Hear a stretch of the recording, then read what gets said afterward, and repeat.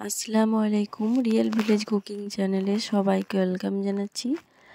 আজকে আমি এক নতুনভাবে পরোটা বানিয়ে দেখাবো। আপনারা তো অনেক রকমের পরোটা খেয়েছেন, আজকে আমি টমেটো দিয়ে পরোটা বানিয়ে দেখাবো। এখানে দুটো টমেটো নিয়ে নিয়েছি, টমেটোগুলো আমি সেদ্ধ করে নিয়েছি। ওপরের যে পাতলা আবরণটা, এই ছালটা আমি ফেলে দিলাম।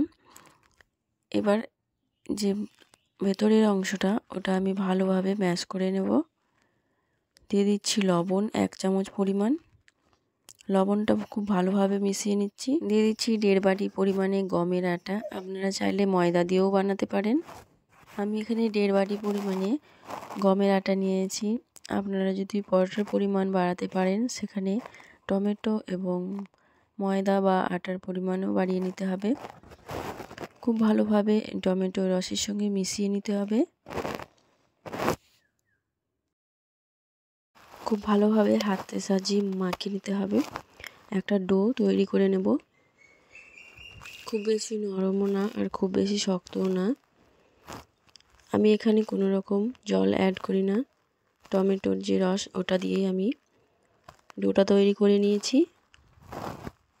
খুব ভালোভাবে মুথে নিতে হবে। দেখুন, ঠিক এই রকম হবে।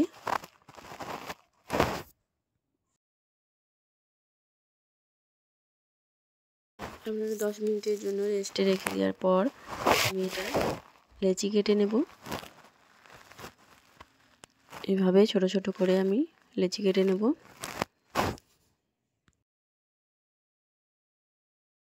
এখানে আমি 4টে পরোটা বানাবো, তার জন্য আমি 4টে লেচি কেটে নিয়েছি। এভাবে আঙুলের সাহায্যে ভালোভাবে হাতের তালুর মধ্যে দিয়ে গোল করে নিতে হবে।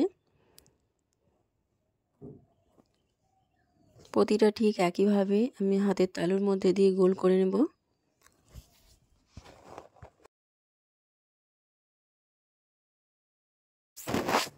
এবার আমি পরোটাগুলো বেলে নেব। এখানে নিয়ে নিয়েছি একটা লেচি নিয়ে নিয়েছি। এবার দিয়ে দিচ্ছি সামান্য পরিমাণ ময়দা বা আটা দিয়ে বেলুনের সাহায্যে আমি বেলে নেব। প্রথমে একটা বড় রুটির মতো করে বেলে নিতে হবে।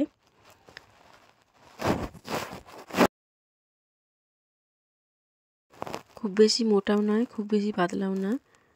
এইভাবে বড় রুটির মতো করে বেলে নিয়ে ওপর থেকে আমি দিয়ে দেব অয়েল, ভেজিটেবল অয়েল দিয়ে দিচ্ছি। অয়েলটা আমি চারিপাশে খুব ভালোভাবে লাগিয়ে নেব। খুব ভালোভাবে চারিপাশে লাগিয়ে নিতে হবে। ওপর থেকে আমি কিছু শুকনো ময়দা বা আটাও ব্যবহার করতে পারেন। আমি এইভাবে ছড়িয়ে দিয়ে খুব ভালোভাবে মিশিয়ে নেব। এক সাইড থেকে টেনে ফোল্ড করে দেব। উপর থেকে আবারও কিছুটা পরিমাণ তেল এইভাবে মাখিয়ে নেব। আবার অপর সাইড থেকে এইভাবে ফোল্ড করে নিতে হবে। উপর থেকে খুব ভালোভাবে সামান্য তেল নিয়ে এগুলো লাগিয়ে নিতে হবে। সামান্য ময়দাও ছড়িয়ে দিলাম। এবার এক সাইড থেকে ফোল্ড করে দিচ্ছি। ঠিক একইভাবে অপর সাইড থেকেও আবারও ফোল্ড করে দেব। আমি এখানে 4 কোনা পরোটা বানাবো। আপনারা চাইলে গোল পরোটাও বানিয়ে নিতে পারেন। আপনাদের পছন্দ মতো যে কোনো শেপে পরোটা বানিয়ে নিতে পারেন।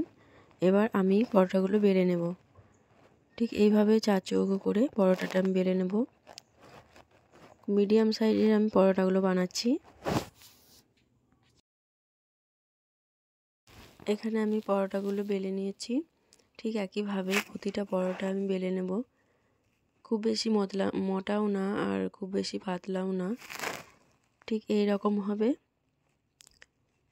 আমি প্রতিটা পরোটা ঠিক একইভাবে বেলে নেব। এবার আমি এখানে নিয়ে নিচ্ছি 2টো ডিম। ডিমের মধ্যে কিছু মশলা অ্যাড করব। এখানে নিয়ে নিচ্ছি লবণ, 1/2 চামচ পরিমাণে লবণ, একটা ছোট সাইজের পেঁয়াজ কুচি, 2টো কাঁচা লঙ্কা কুচি, দিয়ে দিচ্ছি গোলমরিচের গুঁড়ো 1/2 চামচ পরিমাণ। সব কিছুকে ভালোভাবে মিশিয়ে নেব। এবার এই মিশ্রণের মধ্যে একটা পরোটা আমি দিয়ে দিলাম। দু সাইডটাই খুব ভালোভাবে মাখিয়ে নেব। পেঁয়াজ এবং কাঁচা লঙ্কা উপর থেকে এইভাবে দিয়ে দিতে হবে।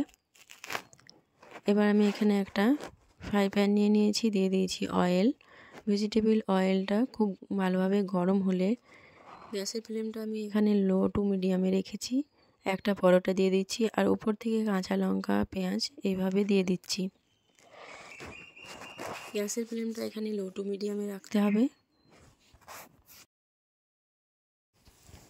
এক সাইডটা হয়ে গেলে অপর সাইডটা উল্টে পাল্টে ভেজে নেব। এক সাইডটা হয়ে গেছে, এবার অপর সাইডটা আমি উল্টে দিচ্ছি। এই দেখুন খুব সুন্দর একটা কালার আসবে। এই পরোটা দেখতেও যেমন সুন্দর, খেতেও অসম্ভব টেস্টি। এটা পরোটা ঠিক একইভাবে ফুলকো ফুলকো হবে।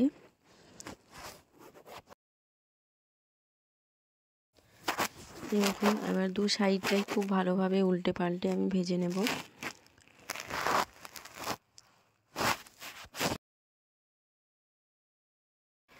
এই নরম নরম ফুলকো ফুলকো পরোটা কে না পছন্দ করে, আপনার বাড়িতে একবার বানিয়ে দেখবেন, সবাই অবাক হয়ে যাবে এবং আবারও বানাতে ইচ্ছা করবে। এটা পরোটা আমি বানিয়ে নিয়েছি। এই দেখুন খুব সুন্দর একটা টেস্টি এবং কালারটাও খুব সুন্দর, দেখলেই লোভ লাগবে, খেতে ইচ্ছা করবে। আপনারা বাড়িতে একবার ট্রাই করে দেখবেন, অসম্ভব টেস্টি একটা পরোটা রেসিপি। এটা পরোটা ঠিক একই রকম হয়েছে, মুখে দিলেই মিলিয়ে যাবে। আপনারা একবার বাড়িতে ট্রাই করে দেখবেন, খুবই ভালো লাগবে। আর আপনারা যদি নতুন হয়ে থাকেন চ্যানেলটা সাবস্ক্রাইব করবেন এবং পাশে থাকা বেল আইকন প্রেস করবেন।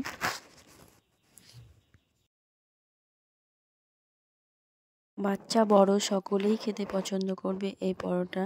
আমি একটা ভেঙে দেখাচ্ছি ভেতরটা কতটা লেয়ার পড়েছে। দেখুন খুবই নরম।